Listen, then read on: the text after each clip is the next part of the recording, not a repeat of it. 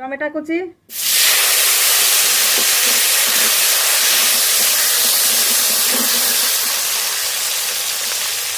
যে মশলার পেস্ট বানিয়েছিলাম মশলাটা দিয়ে দেবো।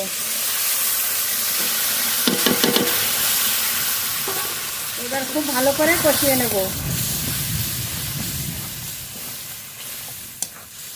নেড়ে নেড়ে মশলা খুব ভালো করে কষিয়ে নিয়েছি, মশলা থেকে তেলও ছেড়ে দিয়েছে। মশলা মাখানো মাংস দিয়ে দেবো।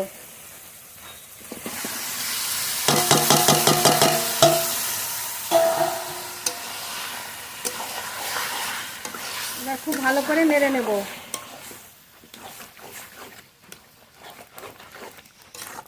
মশলার সঙ্গে খুব ভালো করে নেড়ে নিয়েছি, এবার ঢেকে দেব। ঢাকনা তুলে মাংস নেড়ে নেব।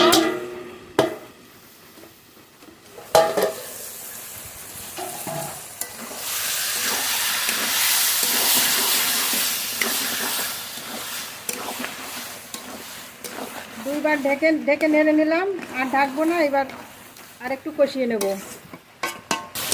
মাংস জাল দিয়ে দিয়ে খুব ভালো করে কষিয়ে নিয়েছি।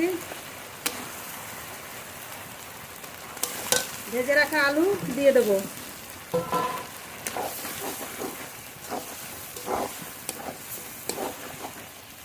এবার জল দেব। আগে থেকে গরম জল করে রেখেছিলাম, গরম জল দেব। গরম জল দিলে মাংসের স্বাদটা সবসময় বেশি হয়। এবার একটু ঢেকে দেব, ঢেকে দিয়ে ভালো করে জাল দিয়ে নেব।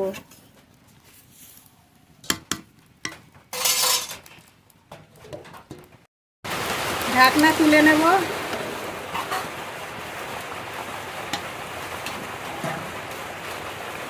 এবার ভালো করে জাল দিয়ে নেব আর একটু।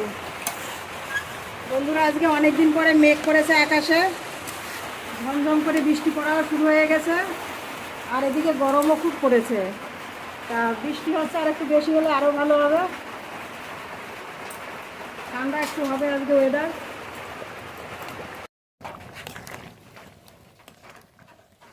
হাঁসের মাংস রান্না তো হয়ে গেছে। এবার গরম মশলা দিয়েই নামিয়ে নেব। গুঁড়ো গরম মশলা,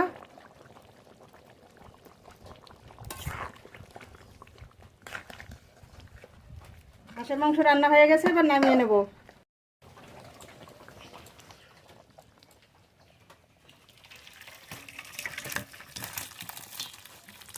বন্ধুরা, রান্না দেখেই তো বুঝতে পারছেন আজকের মাংসটা কেমন লাগতে পারে।